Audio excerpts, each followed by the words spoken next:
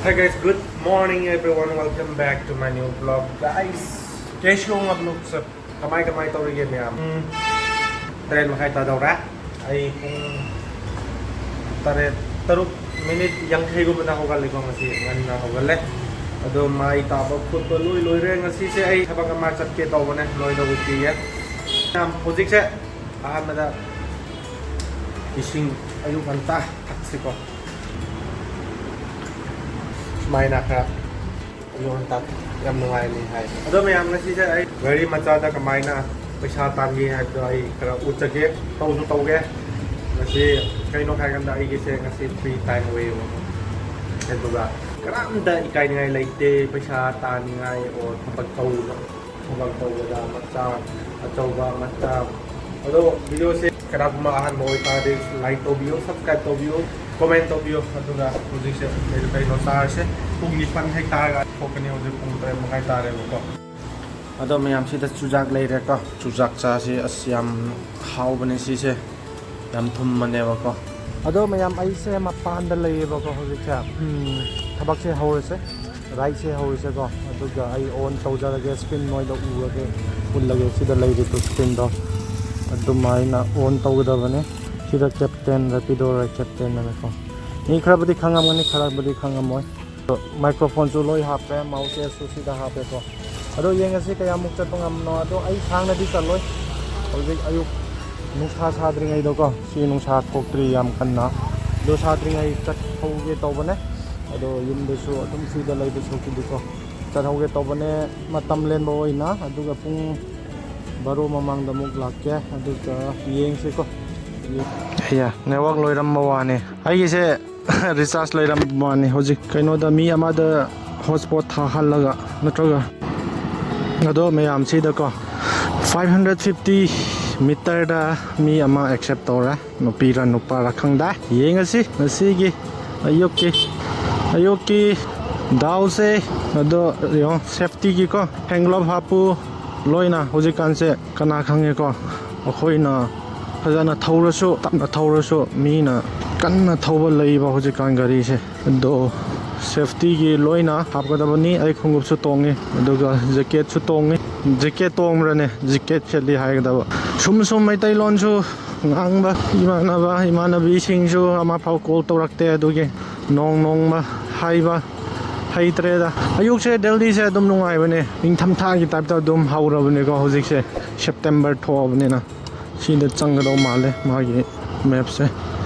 ado sida changado male ye se saida male magi se where is it let me call to her network se yam tapwani ma asai ma tuga chabu yawe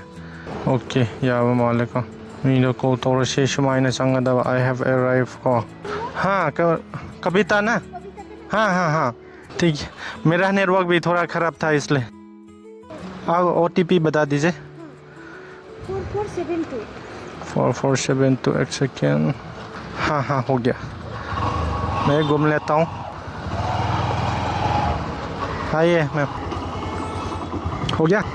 अदो मैं हम हाउरे को माई से 5.1 kilometre माले खरा थू न चल से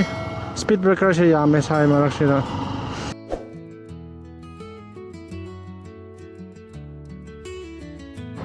अदो मैं हम आई से ड्रॉप तो उखरे को सिनुपी दुनी गा होजिक से किलोमीटर अमादा आई अमुक सोमदा एग्जिट गेट ने हाई सी मफम से याम नुंगाई IIT के मनुंग दने होजिक आई लई से गेटा मोय काट अमा पिए होजिक से नारम दोइने दो गेटा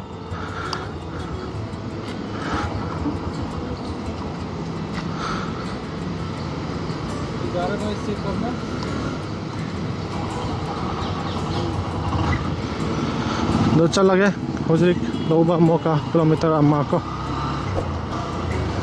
ट्रैफिक लई मोका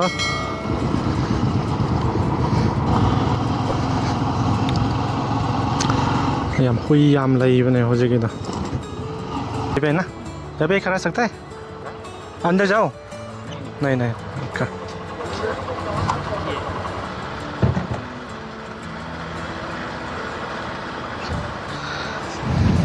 थैंक यू ब्रो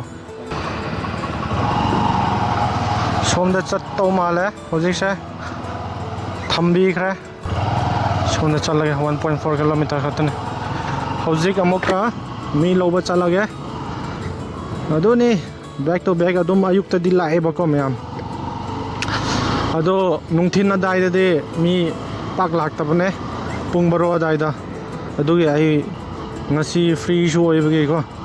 ꯄꯨꯡ 12 ꯐꯥꯎ ꯆꯠꯀꯦ ꯌꯦꯡꯉꯣ ꯃꯤ ꯂꯥꯛꯄ꯭ꯔꯥ ꯂꯥꯛꯇꯕ꯭ꯔꯥꯗꯣ ꯎꯠꯄꯤꯒꯦ ꯅꯣꯏꯗ ꯁꯤꯅꯤ ꯑꯌꯨꯛꯀꯤ ꯗꯦꯜꯂꯤꯒꯤ ꯋꯦꯗꯔ ꯔꯤꯄꯣꯔꯠꯁꯦ ꯅꯨꯡꯉꯥꯏ ꯌꯥꯝꯅ ꯑꯌꯨꯛꯇꯗꯤ ꯑꯗꯣ ꯒꯥꯔꯤ kinds of refresh our mind 하이브도니 ху이라가 yumda lairide sono chuinago marang adum ayuktagi aduga hoji ai challedana aduga laaganda thabak ama amuk tawba isagi thabak ko adumaina tawbase yam nungaibane ba adum maina I think this maybe Rapido bro ma is 26 kilometer ne na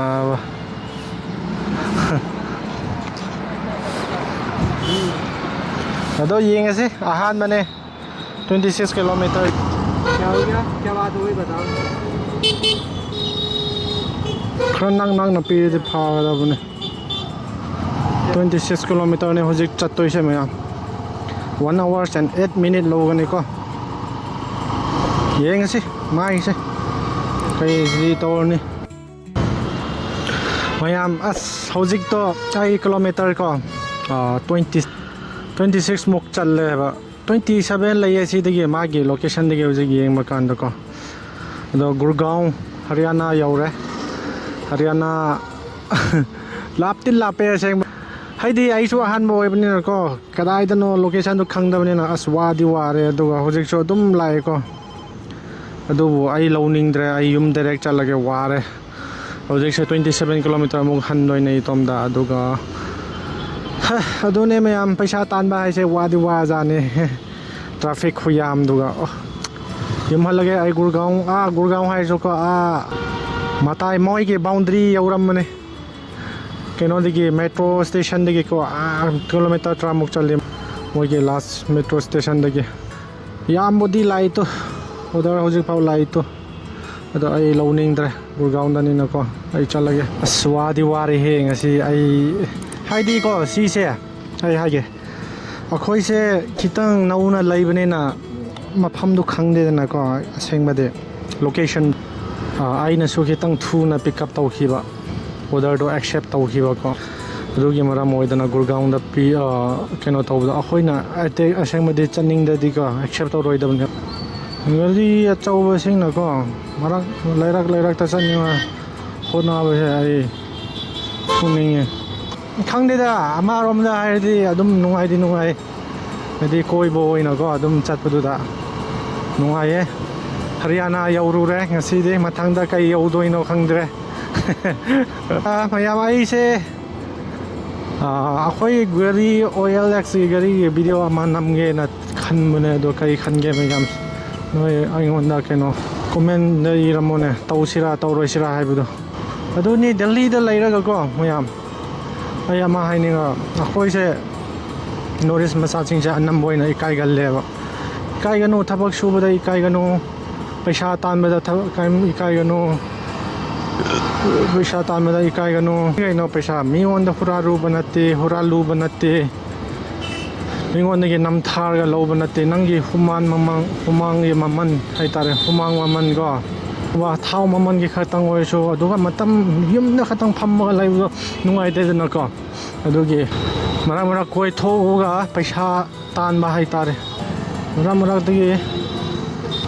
koi thoga paisa tan ba aduga nangi timing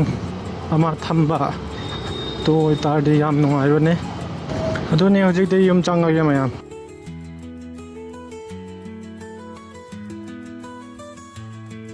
तो guys WhatsApp कर लिया तो ना थक गया यार WhatsApp लोइरा बने stuck चानो तौरसे ngasi se yerum ai chage ga igi mukbang da ugane yerum plate ama fry tawraga dusu ko yemina si mayam si da taret phulle ko fry tawningai ne 1 2 3 4 5 6 7 ko fry rice yame tawrase ko mayam